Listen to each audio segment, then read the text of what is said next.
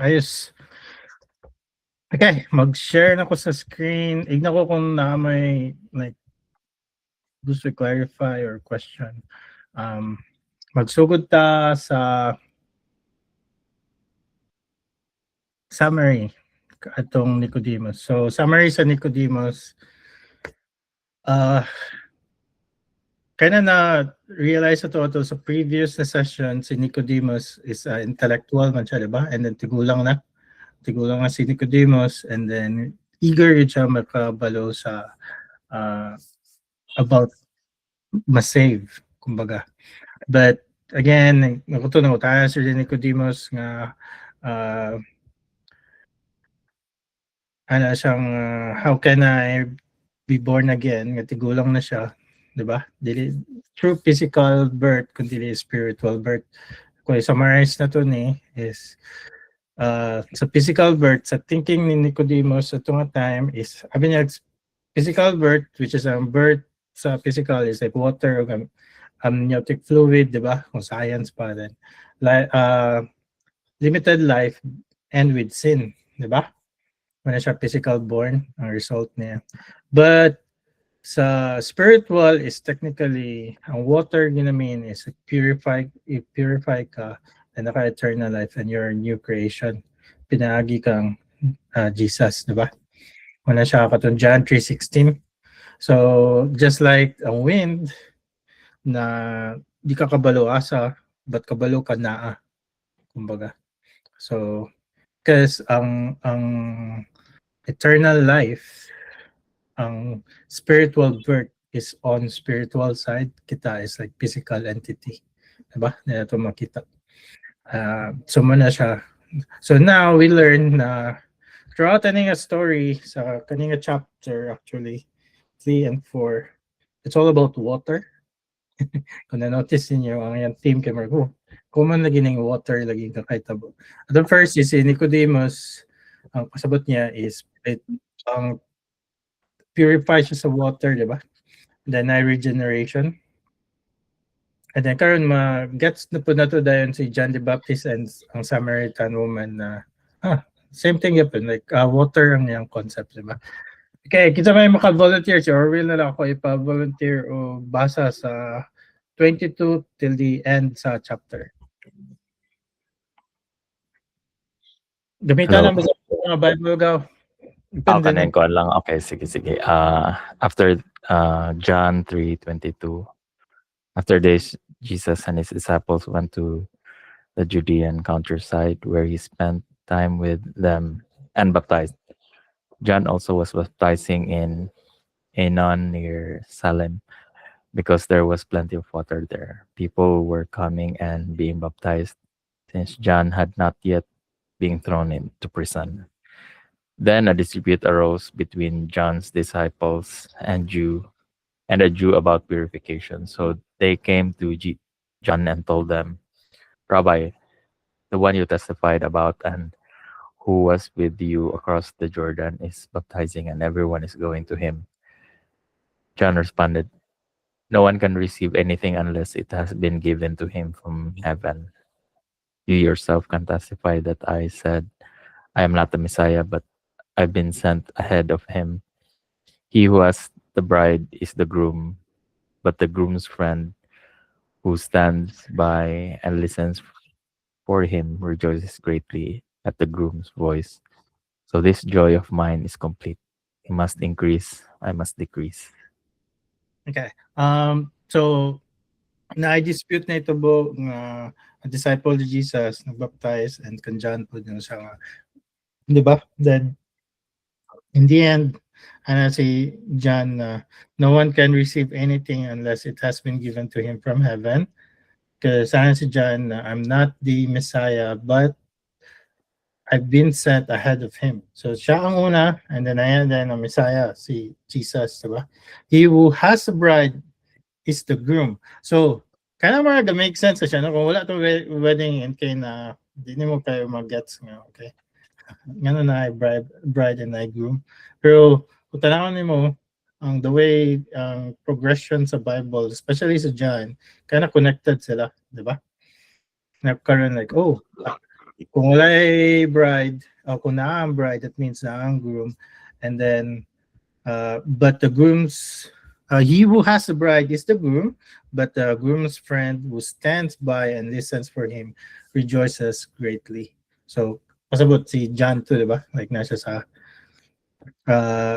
nag-stands by siya, nasa kilid, and then, nag-listen siya. And, is rejoiceful, di ba? Then, pag umaya siya, so this joy of mine is complete. He must increase, but I must decrease.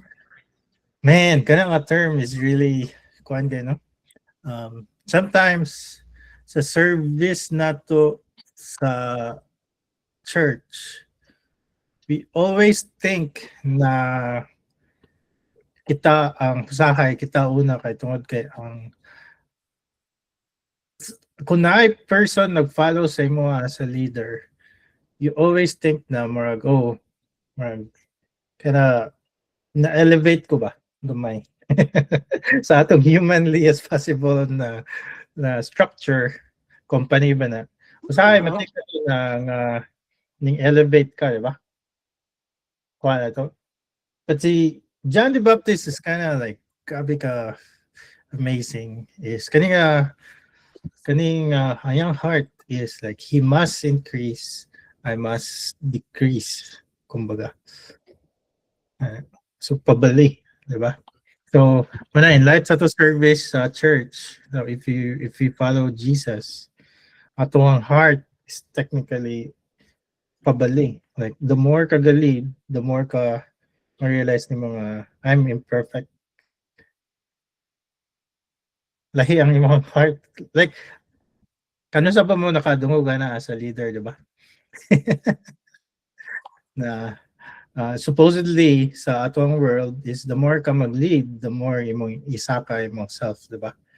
Capable ko mag-lead, capable ko kung tao, mayo ko mag-speak, mayo ko but kang John is different because instead of like, ako nagsugod ako nagkuhan, so pabali, I must decrease.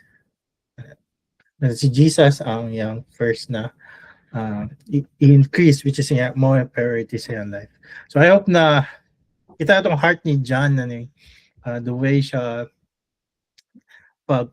siya ni follow kan Jesus, di ba? The same thing sa tuwa sa atong life, especially us na nag-lead sa church. Okay, sigaw, padayon gaw sa 31 to palihog sa 36. Saan nga version ni mo ang kuan gaw? CSB, Christian Standard CSB. Bible. Okay, sige. The one who comes from above is above all. This one who is from the earth is earthly and speaks in earthly terms. The one who comes from heaven is above all. He testifies to what he has seen and heard, and yet no one accepts his testimony. The one who has accepted his testimony has affirmed that God is true. For the one whom God sent speaks God's word, since he gives the Spirit without measure. The Father loves the Son and has given all things into his hand. The one who believes in the Son has eternal life, but the one who rejects the Son will not see life. Instead, the wrath of God remains in him. Okay. So that means si John, gi-acknowledge niya si Jesus na siya dapat ang mo increase, and also gi-acknowledge niya the one who comes from above is above all. So, kita mo thy will be done, Lord, di ba? Kasi he comes from above. So si Jesus gives ang number one, kumbaga. And then the one who is from the earth is earthly and speaks in earthly terms, di ba? So may ako pasabot as a leader, like although we speak sa earthly things, but if you follow ni Jesus, ang ato ang mindset is dapat sa heavenly things. Kuan ato ang kuan. Yeah. And then the one who comes from heaven is above all. He testifies to what he has seen and heard, and yet no one accepts his testimony. The one who has accepted his testimony has affirmed that God is true. So for the one whom God sent speaks God's word, since he gives the Spirit. So that means si God the Father gives the Spirit, diba? For the one whom God sent. and then the Father loves the Son, so and has given all things into his hand. So that means Jesus is loved by the Father and gihatag tanan, all things into his hands. And then the one who believes in the Son has eternal life. It's the same thing sa John 3:16. But the one who rejects the Son will not see life. Instead, the wrath of God remains in him. So, ang eternal life, o si Jesus na hold sa tanan, all things, and then he's loved by the Father, and then ang eternal life is through him. Diba? So, nakita na itong mawang niyahang things nga naa si Jesus. Okay, now, yabot na din ta sa Samaritan woman. So John the Baptist, mostly ang water about sa baptism is ceremonial, di ba? Cleansing. Dani. So kang Nicodemus, ano siya, purification and regeneration spiritual. Di ba? Ano? But the John the Baptist, ang gina-mention about sa baptism is more in ceremonial cleansing but physical. It's like symbol, di ba? Ito, symbol. Okay, but sa Samaritan woman, ano man sa Samaritan woman? So muna ito ang i-discuss, taas kaya ito ang kwento niya. Sorry kayo kung sakit sa mata, but morning way nga murag sa'yo na i-follow ba? Okay, let's read John 4. How about si Kirk? Ano ibabasa? John 4. Kaya Kirk?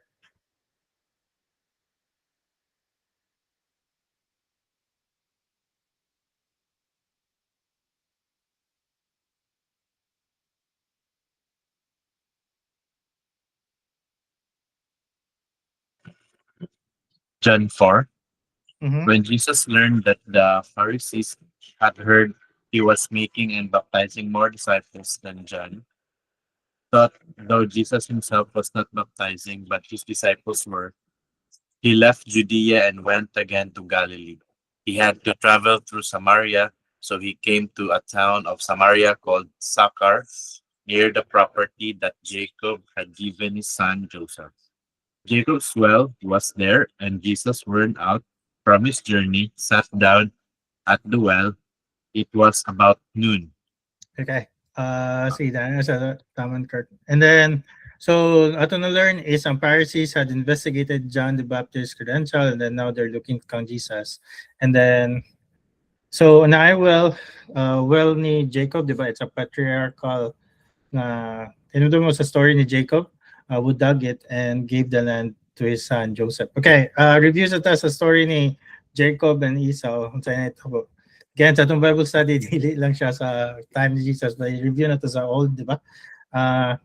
So, kanimdo mo sa akong Jacob and Esau nga story?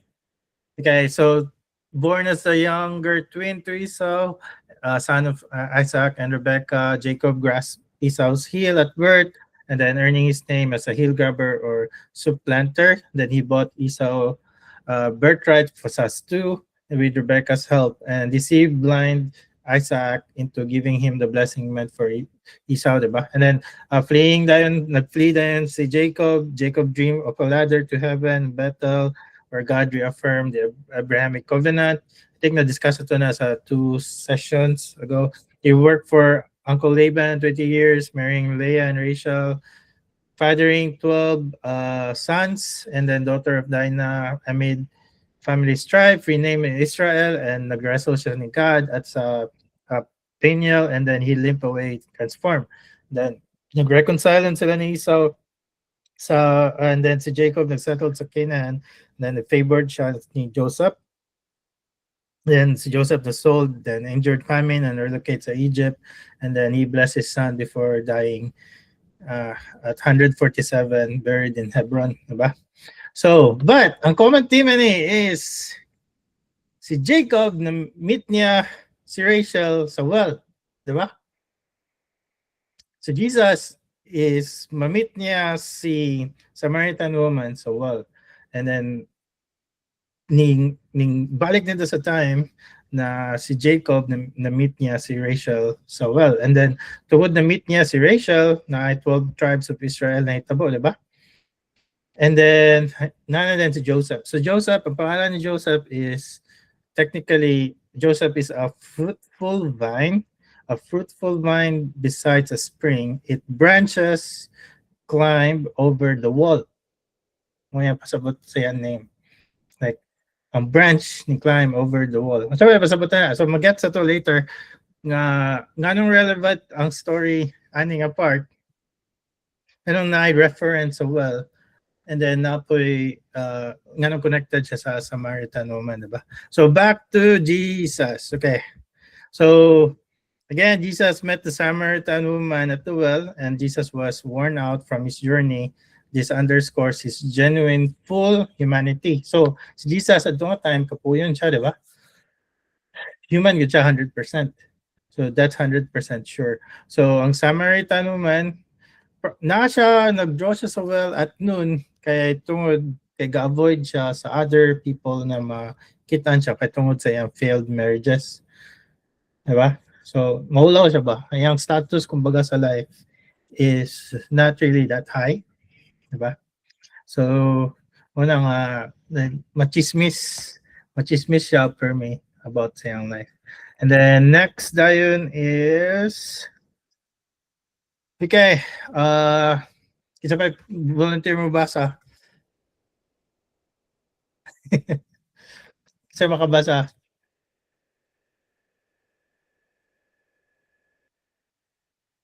Sa ito, Orville na lang. Orville balik. Sige, ikaw. Ni-unmute ako sa kongkuan. Okay, a woman of Samaria came to draw water. Give me water, said Jesus said to her, because his disciples have gone into the town to buy food.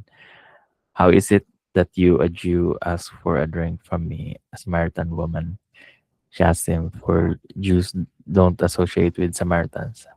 Jesus answered, if you knew the gift of God and who is saying to you, give me a drink, you would ask him and he would give you living water. Sir, said the woman, you don't even have a bucket and the well is deep. So where do you get this living water? You aren't greater than our father Jacob, are you? He gave us the well and drank from it himself, as did his sons and livestock. Jesus said, everyone who drinks from this water will get thirsty again, but whoever drinks from the water that I will give him will never thirst again. In fact, the water I will give him will become a well of water springing up in him from eternal life. Sir, the woman said to him, give me this water so that I won't get thirsty and come here to draw water. Go call your husband, he told her, and come back here. I don't have a husband, she answered. You have correctly said, I don't have a husband, for you. You have 5 husbands, and the man you now have is not your husband. What you have said is true. Sir, the woman replied, I see that you are a prophet. Our ancestors worshipped on this mountain, but you Jews said that the place to worship is in Jerusalem.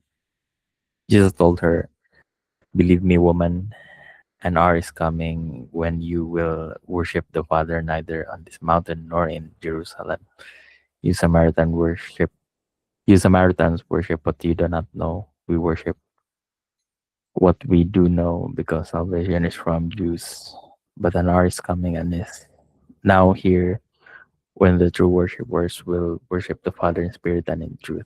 Yes, the Father wants such people to worship him. God is spirit, and those who worship him must worship in spirit and in truth. The woman said to him, I know that the Messiah is coming, who is called Christ. When he comes, he will explain everything.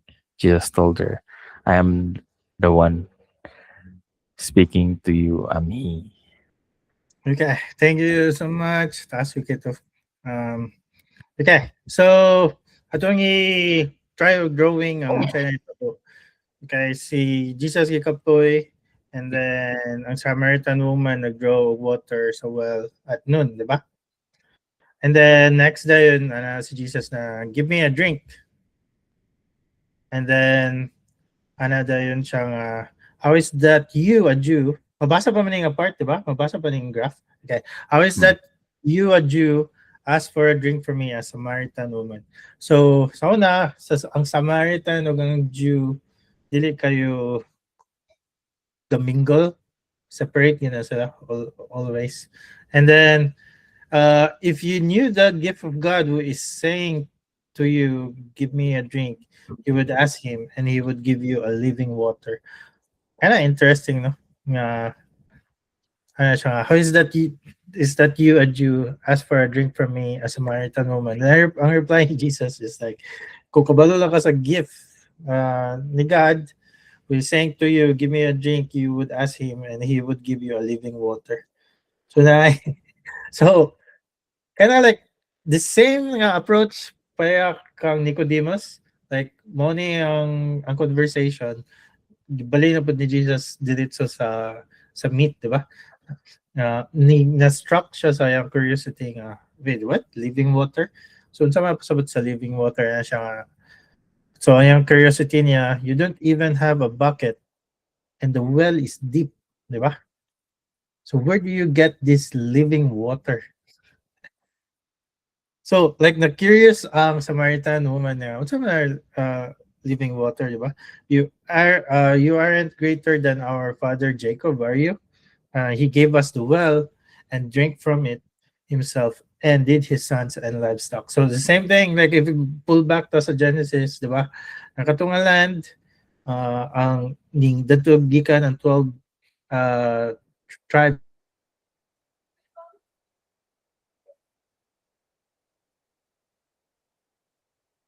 Wala ko? Wait, nawala ko?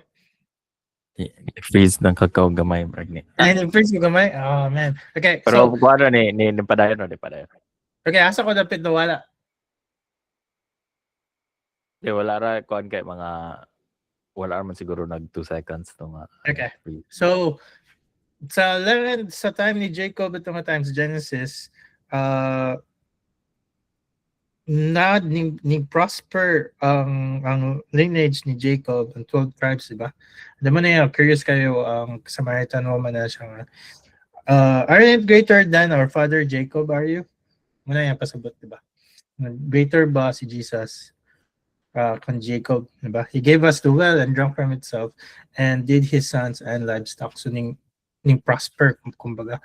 Ana din si Jesus na everyone from this water will get thirsty again. Who drinks this water will get thirsty again, but whoever drinks from the water that I will give him will never get thirsty again. In fact, the water I will give him will become a well of water springing up in him for eternal life. So, in short, gidivert na po ni Jesus ang concept sa water. First, siya ang thinking sa Samaritan woman, possible physical water, di ba? But gidivert ni Jesus na, no, lahi na siya. It's a spiritual water, di ba? And then you will not thirst, so you won't thirst no more, di ba? Like, dili ka mahuhaw, di ba? Again. So, at kaning water is springing up in him for eternal life. Kind of like, so it's a spiritual, it's a living water, and it has an eternal life. So mana ang fulfill sa Isaiah 12:3 na, you will joyfully draw water from the springs of salvation. So in short, ang Christian nga mo follow kang Christ, na aning a living water, ang kaningang water mo spring up ang joy ba? Dili sad nga Christian bitaw nga mo debate bisan sa for the sake of like debate lang. But kani siya nga klaseng nga water is different nga ma-change ang mong life. It's an eternal na water nga mo spring sa imong salvation. And then kani nga water na fruit mo grow. So makita na to ang class C nga type ng water nga different spiritually when you get saved, di ba? And then si Samaritan woman, give me this water so that I won't get thirsty and come here to draw water. So, ang ngayon thinking is someone who could make her life easy, di ba? So, obviously, kung nakakaala ng water, nga dili mahurot, di ba? It's like, kung ano na niya, physical water, nga eternal, kumbaga, dili na kumani dani every noon, kay perminti ko ka-discourage sa ako ang community nga failed ako marriage. Instead, money ko dani every noon, sayon ra akong life kung na ako ani nga water. Kaya para dili ko ma-thirsty again, di ba? But, diverto po ni Jesus, ano siya nga, okay, call your husband, he told her, and come back here. I was like, wait, what? So, kanina, from physical to karon yung to Jesus spiritual, then karon, ano siya, okay, give me that water, then change na po to Jesus. Change gear. Ano siya, go call your husband. He told her, and come back here. So, kanina point is, Jesus' instructions gave the woman the opportunity to admit that she was living with a man who was not her husband. Kanina part. So, na ay time na gihatag si Jesus para sa woman na mo admit siya sa iyang current situation. Ano siya nga, I don't have a husband, di ba? It's the same thing na kung imong i-ask, kung pull out ta gamay, it's the same thing kang Nicodemus. Before, ang Nicodemus is about being born again, di ba? Intellectual man si Nicodemus, kabalo siya sa Bible, and then he really wants to know nga ang kingdom ni God. But ana si Jesus na you need to be born again. It's the same thing sa woman, di ba? Just tawagan mo husband, then I don't have a husband. So ano siya, he goes straight to the one things that matters. Ang kang Nicodemus is about entrance into the kingdom requires new birth, and then sa kang woman is nasa time na mag-repent sa iyang current na situation. Kung ano nyo, the way si Jesus mo interact is kind of like, ooh. Like straight sa heart sa tao ba. And then ano siya, you have correctly said, I don't have a husband. Jesus said, for you have 5 husbands, and the man you have now is not your husband. What you have said is true. It's like, okay. So 9-5, and then ang kaning current is dili mo husband, di ba? Siya, ang response sa Samaritan woman is, I see that you are a prophet. Our ancestors worship on this mountain, but you Jews say that the place to worship is in Jerusalem. So ning change ang conversation, like from physical na mag-spiritual nga water, and then sa current status sa woman, then na-realize niya nga, dili ni siya the same na tao sa normal na tao, di ba? So that means this is like a physical, spiritual conversation, not a physical na nga kanang normal na conversation. Our ancestors worship on this mountain.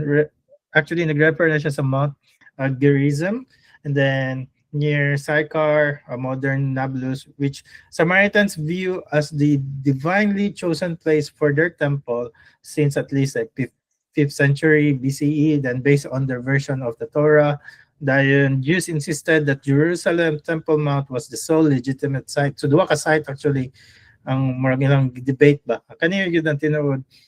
Kanina actually ang ang view sa Samaritan nga kanina mountain of worship dili dito sa Jerusalem Temple. Kuha niyo.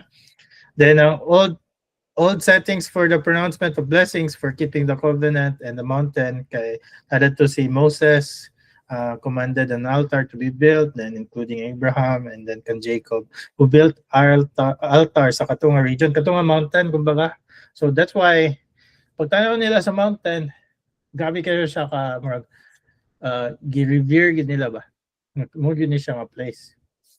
So ingon then si Jesus na believe me, woman, an hour is come when you will worship the Father. Diba? So, night time time, or muna ni nga time nga you will worship the Father, neither on this mountain nor in Jerusalem. So that means sila duwa sayop. Ang ancestral belief is wrong because neither sila duwa, di ba? So a true worship must be based on true knowledge of God, and the Samaritans limited themselves to just the Pentateuch. And then salvation is from the Jews means that in salvation history, the Jew are the conduit through which salvation comes to the world. But ano si Jesus na, but an hour is coming and is now here when the true worshiper will worship the Father in spirit and in truth. So may pasabot na kabantay mo sa wedding in Cana, ano siya nga, sa John 2:4, ano siya nga, Jesus says, my hour has not yet come to Mary. Kaya naman mo ito, ano siya, woman, dili pa nako time. My hour has not yet come, indicating his messianic time hadn't fully begun in early signs. But muna yung pinaka first initial nga instance, the first instance na sa Gospel of John where Jesus declares nga kaninga time, kaninga hour, as both coming and now here, signaling its immediate arrival. So this is it, like, sugod na. Paano niya? Like, this is the time. So, but an hour is coming and is now when the true worshippers will worship the Father in spirit and in truth. Now, I think tulo or upat about ingani, like, but an hour is coming and is now here, na words or theme sa John. So may pasabutan na, then ano din ang babae na, I know that the Messiah is coming, who is called Christ. When he comes, he will explain everything to us. Oh, okay. Like, but unsa man ang iyang response ni Jesus sa verse 26 mo na yung pinaka-powerful ng word. I, the one speaking to you, am he. So siya ang yang kastorya, siya ang Messiah, siya ang Christ, siya ang living water. Siya ang hour has come nga once mag-worship ang human being not sa Jerusalem, diba? Or kaninga mountain. Siya. Interesting, you know? Like, sa whole history sa Jacob and all, nasa time murag converge yun siya into Jesus ba? So, kabatayan mo sa katuwa kong ingon nga, unsa may connection sa kan Jacob. So, di ba si Joseph, goodness, wrong ako spelling. Okay, si Joseph, siya nga, is a fruitful vine besides a spring. Its branches climb over the wall. Kumbaga, so muning wall, muning ang branches, then climb over, niabot sa pikas. Kuha ninyo ang symbol. Kani, no wall, muning ang branches, si Joseph, then climb sa pikas, diba nga side, branches over the wall. Si Jesus is technically saying na si Jesus ang branch, climb over sa wall sa Jew, and climb over sa Gentiles. Muna connection niya sa Jacob's well na ang reach sa salvation ni God is beyond sa tradition, sa beyond sa Jew, kundi appeal ang Gentile. Which is like, pagbasa ko it's like, whoa, wait, what? Nakuha ninyo ang connection niya, or lisod siya i-connect. Amazing, no? Gaka-amaze you go all the time pag mabasa ko sa Bible. So, ako na basahon then, that is why, once naka living water, naka eternal life, and that life is a joy of the salvation, ang imong heart is ma-change. And ang kanang heart nimo is mag-flow, like mag-overflow ang joy sa salvation. So mo na ang reason nga kung basahan na to the rest of the verses then ang Samaritan woman nag-change siya. Just then his disciples arrived and then they were amazed that he was talking with a woman, yet no one said, "What do you want?" or "Why are you talking with her?" Diba? Then the woman left her water jar, went into the town and told the people, "Come, see a man who told me everything I ever did. Could this be the Messiah?" Kabantay mo sa iyang wording. Sa time sa kang Nicodemus, dili niya mag-gets kung unsa ang spiritual birth. But karon ang woman, which is dili kayo intellect sa word ni God, kabalo siya nga naay progress, diba? Naay change ba yung heart. Then siya na mismo, it's like siya ang religious, diba? Kaya siya nag-share nga, "Come, see a man who told everything I ever did. Could this be a Messiah?" They left the town and made their way to him. In the meantime, the disciples kept urging him, "Rabbi, eat something." But he said, "I have food to eat that you don't know. You don't know about." Then the disciples said to one another, "Could someone have brought him something to eat?" And as Jesus, "My food is to do the will of him who sent me and to finish his work." Jesus told him, "Don't you say there are still 4 more months and then comes the harvest? Listen to what I'm telling you. Open your eyes and look at the fields because they are ready for harvest. The reaper is already receiving pay and gathering food for eternal life, so that the sower and the reaper can rejoice together. For in this case, the saying is true: one sows and another reaps.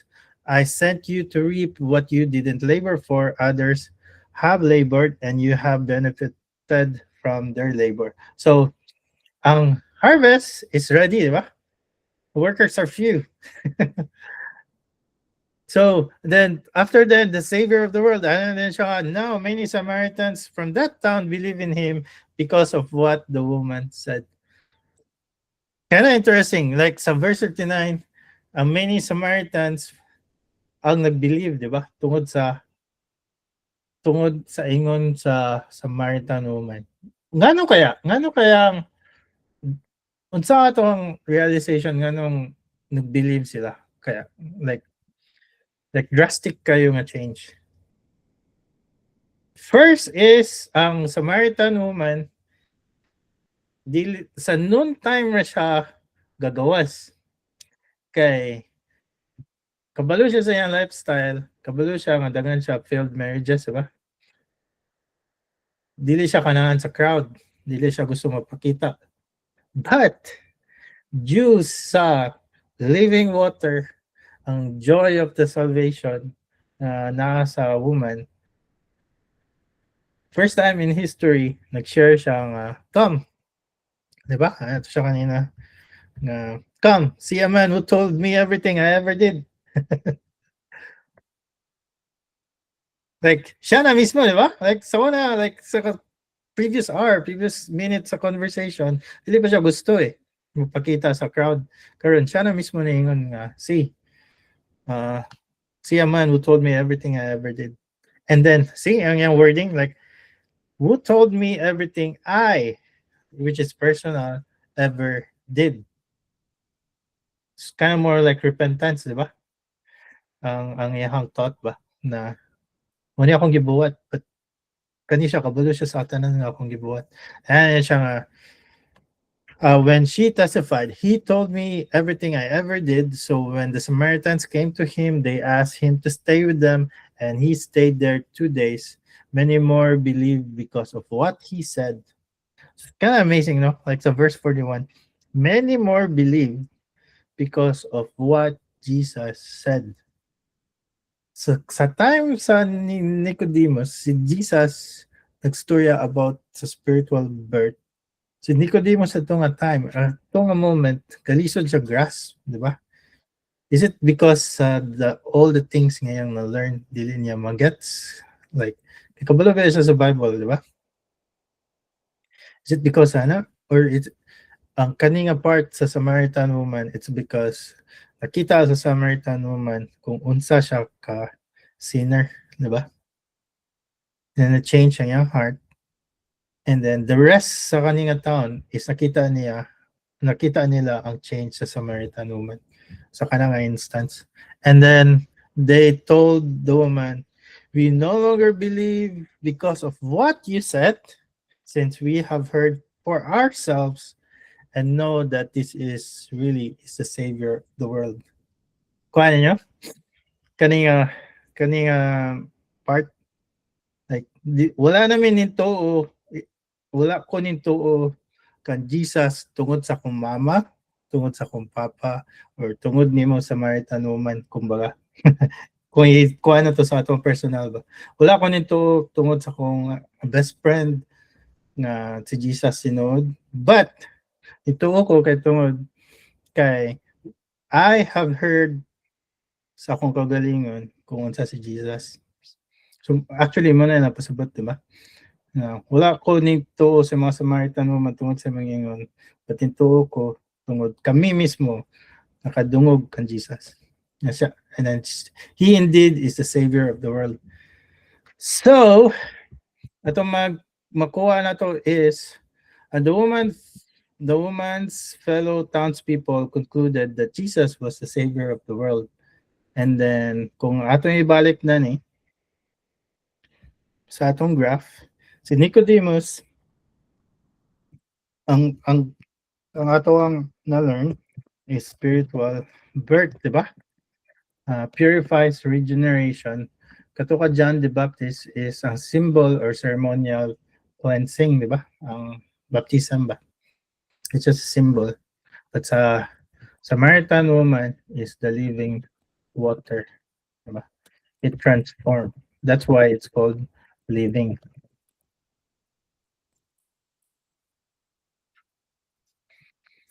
Yeah. It's a living water. So now the question is, when you drink that water, which is can Jesus alone, diba? It should have a transformation, and that result should be fruitful. Mula nga, amazing nga story actually, diba? Na-amaze mo so far? Ako kaka-amaze ko basa. Karon po ko ka-trace mo gud sa kanang whole theme about kanang water siya tanan ba? Mhm. Aya po ko okay. Kaya pa na make sense. Yeah. Ako po, pagbasa po ako, kaya po ako na make sense ni actually. So, amazing, no? Yeah, na sa wedding, na water turns into wine. And then the next of the conversation is more about water, but lahi nga water, di ba? Living water and eternal life. So kung atong i-summarize ni siya, is our life ga-follow ba aning a transformation? Like the way we accepted Jesus, is our life transforming like a living water, or it's or a stagnant water? Yung ginikuan, dili siya living. Nag-transform ba ang imong life? Na by result ang imong life? Na si Dennis na should not be the same Dennis nga karon. So may bala na to like sa life ni Nicodemus. Wala kayo niya na-gets. Pero later on, di ba, na-gets niya na si Jesus ang Messiah, ang Christ, and na-transform yung life. But kaning part is kang Samaritan woman, nag-gets niya dito, like true ang conversation, nag-gets na niya dito na si Jesus ang Messiah, ang Christ, di ba? So, wala nga sa atong daily walk as a followers of Jesus, we always ask for like guidance niya ba? Lord, what some things na kailangan ako i-change? Because this is a transformation. Because we follow, di ba? We follow Christ. Dili siya basta-basta lang follow na mo ko. Yato, mako ni Jesus. Diba? Oh, join mo ko Bible study so ano. So, muna ang pinaka common, di ba? Na, follow mo ko, worship mo ko, join ko sa simbahan. But wala yung daily transformation. Wala ang living water. So now, kanang water should be spiritual regeneration. It purifies you. Ang symbol is na cleanse ka, and then that should be a living water and eternal life. So now, you will be a temple sa kanina story, like napamata sa John 4. So now, ready na ta as a human, aning time frame ni Jesus, kanina verse, nga, once na siya sa cross and then ma-resurrect, kita na po ang temple. Diba? Kita ang ambassador ba? Ano? Kita na po ang murag si Jesus na, nakoy living water. Pero dili kita ang living water. Siyempre, sumayon ka, ambassador man ta. So, na ako'y living water. Pinaagi ni Jesus. Diba? Overflow ang imong joy of salvation. Right? Kaya sa Samaritan woman. Ayos? Nabay anything like na realization on a story? Or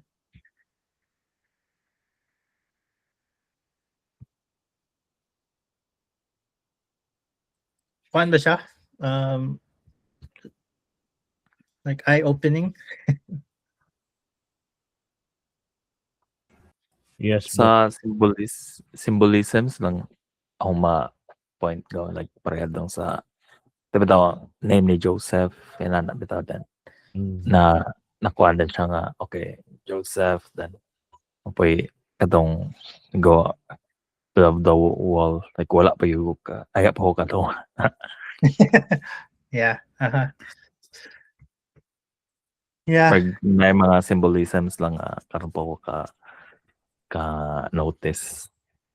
Just salamat kayo. Praise God. Yeah, si God na gano'n na. I think lisod kung wala ka, di naman ma-realize. Diba? Kaya amazing, no? Like sa name pa lang ni Joseph pa. And then mo ang gibuhat ni Jesus. Greater man si Jesus. Yeah. Ito pa may lain. Napabay lain pa realization so far?